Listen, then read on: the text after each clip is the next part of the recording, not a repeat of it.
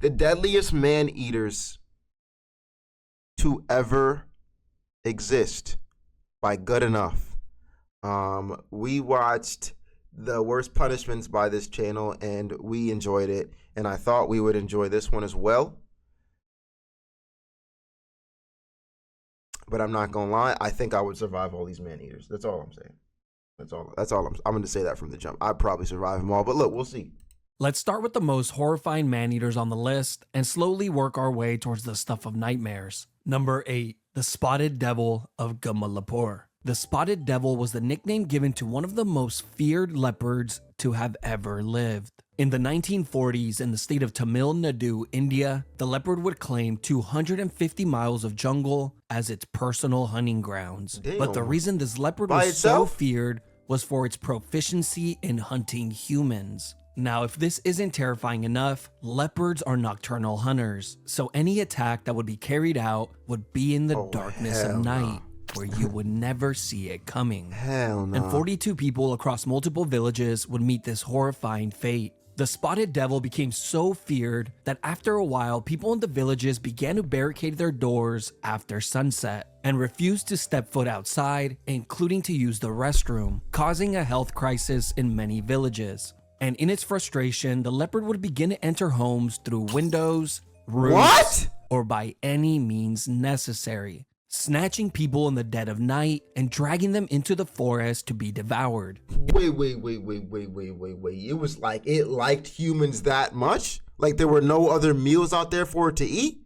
It was like, nah, bro, I only want humans. I'm hopping through doors. I'm hopping through windows. I'm coming through chimneys any way possible, nigga. I'm digging through the floor. There's no deer out there?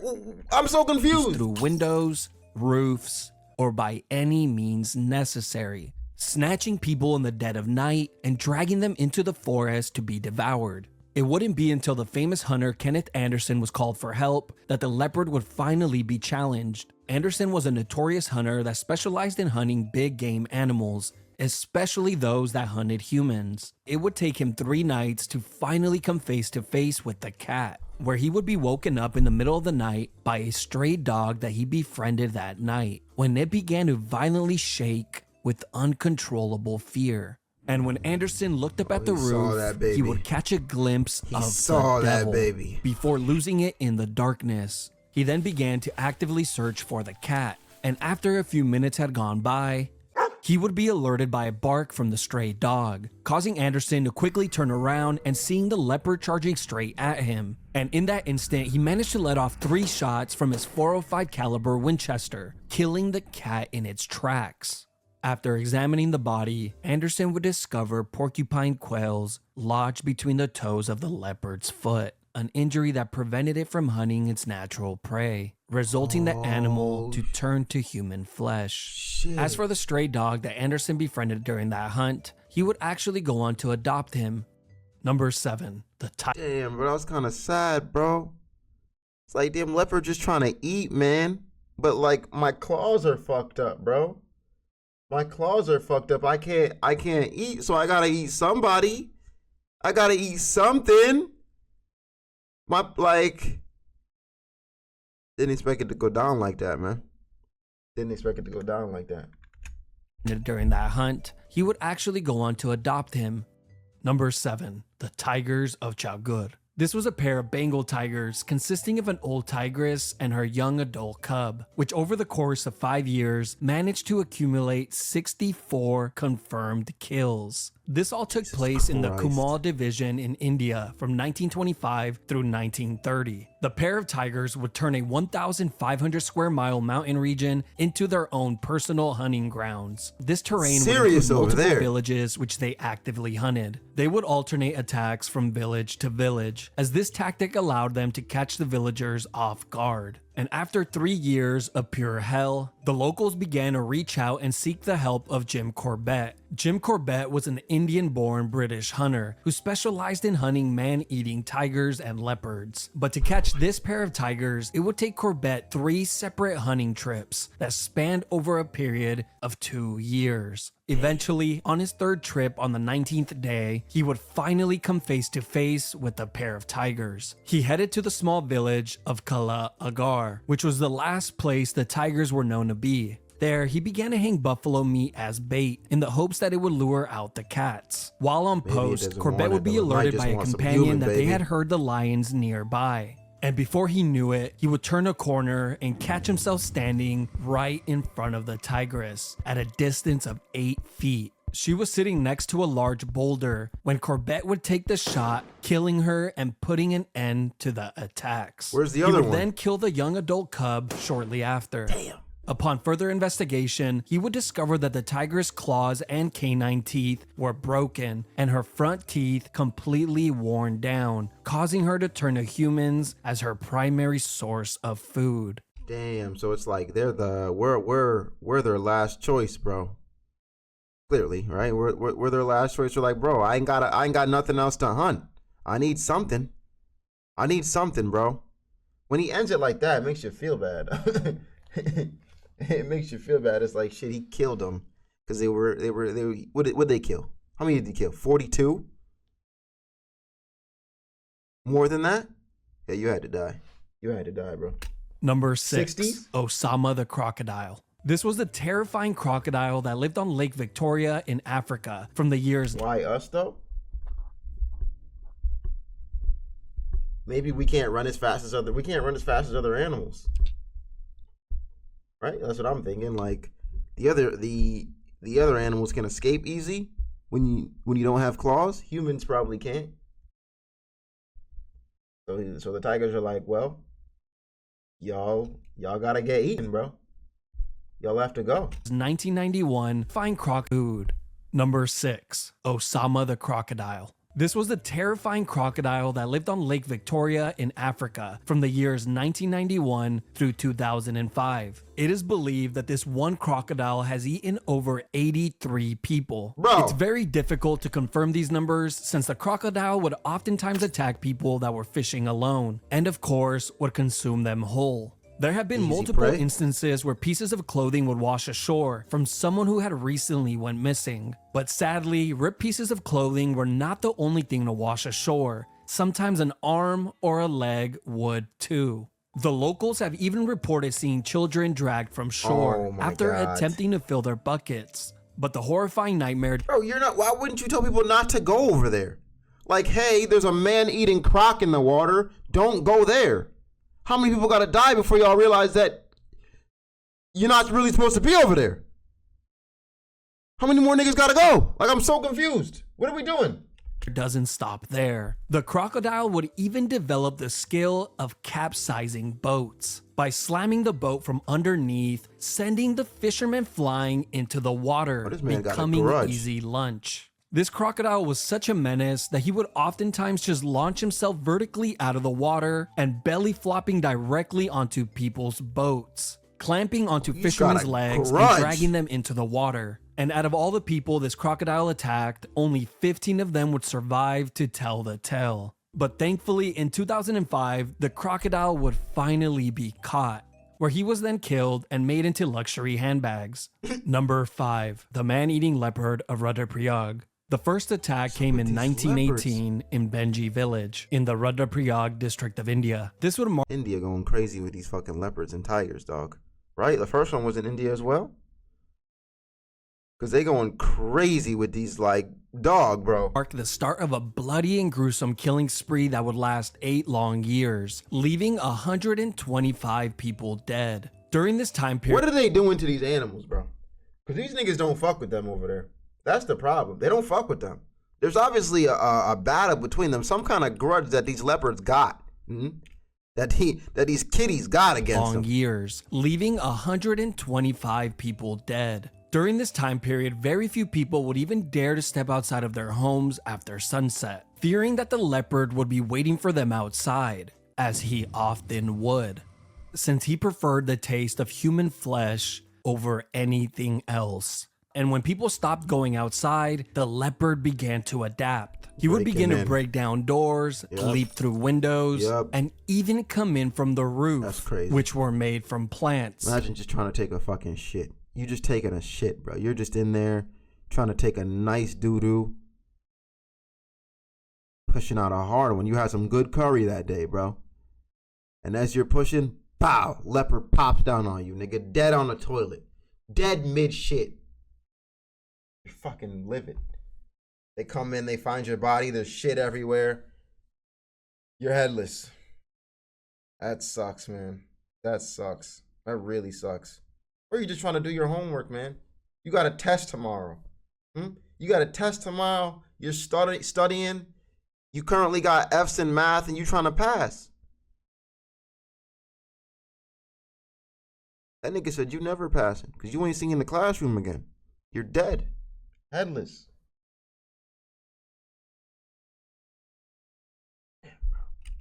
And once inside, he would grab the person and drag them out to the dark forest where he would devour them. After hundreds of people met this fate, units of Gurkha and British soldiers were sent in to track the animal down, but failed miserably. The British government even offered a handsome reward to anyone who could manage to kill the cat, and many well-known and famous hunters stepped up for the task. And failed as well. Damn. But on the 2nd of May, 1926, the legendary hunter Jim Corbett would personally take this task on for himself. This would lead him on a 10-week hunt through the jungle, where he would track the cat down and shooting it dead, completing a task that many thought was impossible. And after examining the body, Corbett would discover that there was nothing inherently wrong with the cat. Well, nothing that would prevent it from hunting its regular prey, since it did have some bullet wounds from hunters who had recently missed its vital organs. But other than that, it was fine. Corbett came to the conclusion that the cat had developed a taste for human flesh when it was still very young. You see, a cholera outbreak occurred years prior, and many people who died from the disease would be taken to grave sites where they were left unburied. And to a young cat, this would have been easy food. But when the disease inevitably slowed down, the bodies did too, causing the cat's food supply to dwindle down. So naturally, the cat began to hunt and consume the food that it had always eaten. Damn. Number 4, the man-eating lions of Tsavo. If there was any man-eating animal on the list that you might have heard of, this would probably be the one. The Tsavo maneaters were a pair of male lions in the Tsavo region of Kenya. These lions would target construction workers who were working on the Uganda and Kenya railway between March and December of 1898. The pair of lions would stalk the campsites and strike in the dead of night by grabbing workers from their tents and dragging them out to devour them. It's said that anywhere from 28 to 138 people met this fate, around 30 Indian workers and an unknown amount of native African workers. For some reason, no one kept records of the African workers that went missing. That's why there's such an enormous disparity in the fatality count. And when the attacks first began, only one of the lions would gotta be racially motivated, nigga. I just feel like it's gotta be. Fuck them niggas. Only keep track of the Indians. Don't worry about the niggas, bro. Don't worry about the niggas. They'll be alright. There's gotta be disparity in the fatality count. And when the attacks first began, only one of the lions would enter the camp at night, taking one victim to be split among the pair. But as time went on, the pair of lions would become a lot more bold, with both of them going into camps and each of them claiming a victim for themselves. These attacks would be carried out on an almost daily basis, with all the workers personally knowing someone who had went missing. It wouldn't be until hundreds of workers abandoned the job site, which caused the entire project to come to a complete stop, that the officials were finally forced to find a solution, sending in around 20 Indian soldiers to hunt the pair of lions down, where they would go on to completely fail. But on December 9th, 1898, Colonel John Henry Patterson would catch one of these lions approaching camp. He would go on to tag it with a high-caliber rifle on the back leg and scaring it off, just for it to return back the same night, where Patterson would tag it once more, piercing its heart. The second lion, on the other hand, was an absolute tank.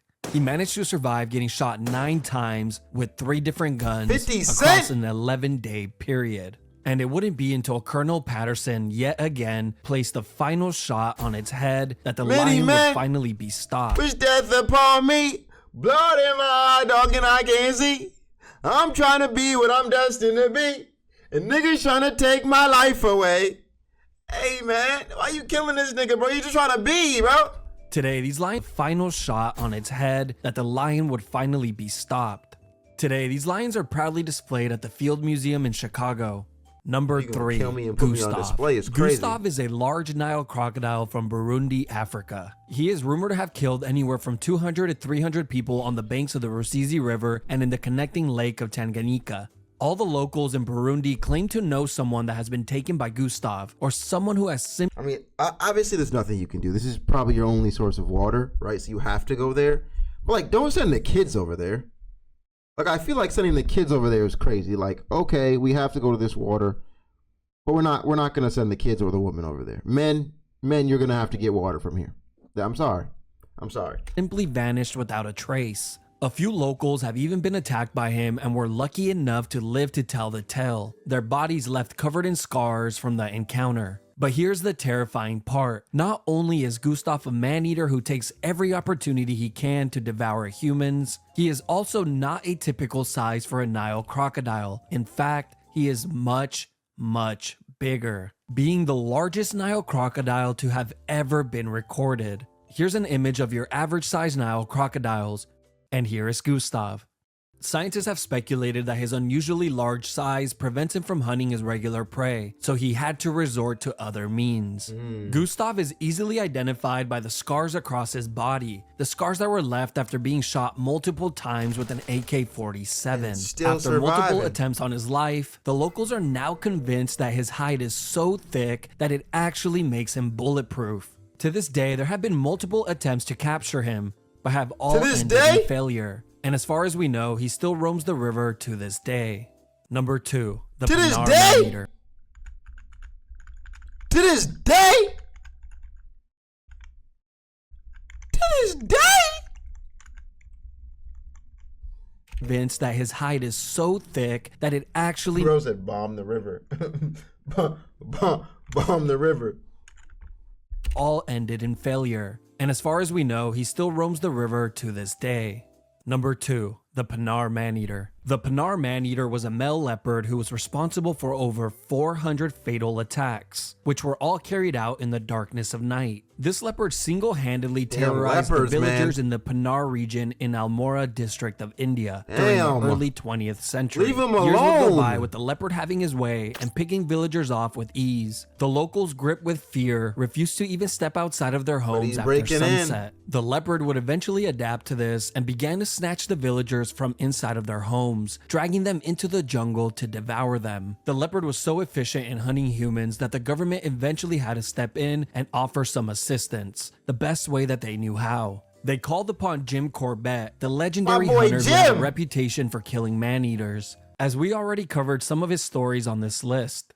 But to kill this elusive animal, it would take Corbett multiple hunting trips before he would ever even get a glimpse of the cat. Corbett would travel for days on foot through the dense Indian forest to reach an area where the leopard was known to hunt. And on his journey, he would even contract malaria.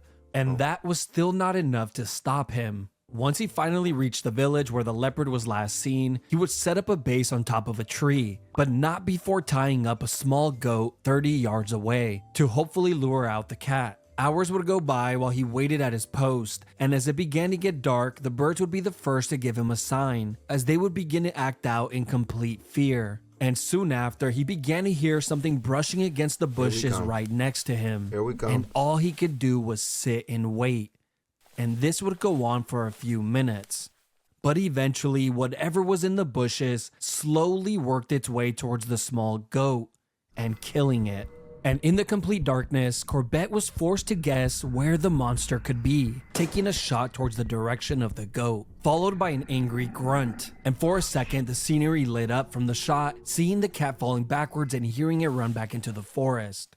The villagers were persistent and convinced Corbett to track the animal down that night, instead of waiting for the morning like he wanted. He told them that the only way he would do it is if they promised to hold their ground if they came across the beast, as they would be the only source of light that he would have. They agreed and promised. They would then begin to track the blood trail left from the cat, following the trail through the jungle, when out of the darkness the cat would emerge, charging straight at them. With the local villagers running for their lives, and in their panic they began to trip over one another, dropping the torches to the jungle floor. And in the chaos, Corbett would take multiple shots at the leopard and killing it. Good He shit, would go on Corvette. to write in his book that if the locals had not fallen down and tripped over each other, he would have been left standing there in the complete darkness. Facts, they and were the trying to- cat might have been the one walking away instead of him. Number 1. The Devil of India. This is the single deadliest Bitch ass villagers. You standing there? You standing there, bro? I don't know, bro. I don't know if I'm standing there, bro. Like, I ain't got no gun. He's the only one with the gun. I wouldn't have made the promise that I would have stood there in the first place, though. I'm gonna keep it a buck. I wouldn't have said I'm holding my ground. I'd have been like, nah, you right. That ain't happening. Let's do it in the morning. Let's do it in the morning, because I ain't standing there. You trust Jim? That's good. I'm glad. I'm glad. Number 1. The Devil of India. This is the single deadliest animal to have ever lived and would make one hunter an absolute legend. The Devil of India was a Bengal tigress responsible for an estimated 436 deaths, which she acquired in Nepal and the Kumal division in India from the late 19th and early 20th century. The tigress was even entered into the Guinness Book of World Records for holding the largest number of fatalities. Yeah, that's by a generational run. The killings first began in western Nepal, where the villagers were tormented and eaten for 3 long years. Hunters would eventually be sent in to track the animal down, but she would prove to be too elusive. Eventually, the Nepalese army was called in, and they would succeed in scaring her away, forcing her across the border and into India, where she would continue to hunt for humans in the Kumal district, rotating her kills between multiple villages, picking anyone off who would venture into the woods. And since all the kills were done in broad daylight, this would leave the villagers completely paralyzed with fear, preventing them from working and leaving their homes. This nightmare would last for a dreadfully long 4 years, but eventually a handsome reward would be offered to any man who could manage to kill the beast. Many well-known and famous hunters would attempt this task, but would all return home with a taste of defeat. But in 1907, a young and unknown 31-year-old hunter would take this challenge on for himself. And surprisingly, he would refuse the money, as he accepted the task simply to help. He would begin this hunt with a 4-day trip on foot through the dense jungle, before reaching the town where the animal was last seen. On arrival, he would be shocked to discover a ghost town, since everyone was locked inside of their homes, with the locals claiming that the animal had been roaring in the nearby jungle for the last few days. The young hunter would then proceed to the site where the last victim was taken, discovering nothing but a few of the victim's bones. While investigating, word of a new attack reached the village. It was from the neighboring town. The hunter quickly set out on foot once again, but by the time he reached the town, he would discover that a newer attack had just taken place. He would reach the new attack site and began to follow the trail of blood, seeing nothing but a small glimpse of the tigress on the horizon. But he was forced to abandon the pursuit, since nightfall was but moments away. The following morning, the hunter came up with a plan. He instructed the villagers to make loud noises by screaming and banging pots. As he began to walk through the dense jungle and working his way to the grasslands at the edge of the forest, the villagers would begin to make noise too soon. The hunter was left with no choice but to run as fast as he could through the dense jungle, slipping and falling on rocks and roots, trying his best to get to the edge of the forest before the beast. Once he finally arrived and out of breath, he feared that he might have missed her. He waited for a moment, catching his breath, and she appeared, walking out of the forest like he predicted. He would ready his rifle and take the shot, wounding the animal on the back leg. As the giant cat began to climb over a rock, the hunter took his second shot and missed. With the cat over the rock and out of sight, the only option left was to track her down. Once he climbed over the rock to see where the animal had gone, she would instantly appear standing on top of another rock, where she would begin to charge him head on. And in that instant, the hunter would let off his third shot, sending the animal from a complete charge to collapsing onto the floor. Laying on the grass, she would take her last and final breath. Upon inspecting the body, the hunter found that the tiger's top and bottom jaw were completely broken. A hunter long ago, before she was ever a man-eater, attempted to kill her for sport, permanently injuring her, preventing the animal from hunting and eating her natural prey, resulting in her having to resort to eating humans as a means of survival. But after 7 long years and devouring over 430 people, the nightmare would now come to an end. The people from countless villages would Kind of like a revenge plot right there, you know? Fucked up my jaw. Killing all your people type shit, you know? That'd be a great ass movie.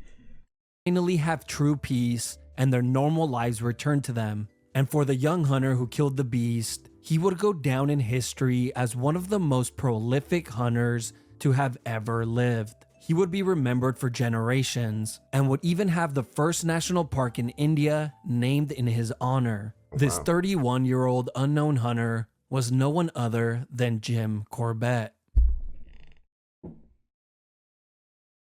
This nigga Jim. This nigga Jim. Yo, he's goated. He's goated. He's goated.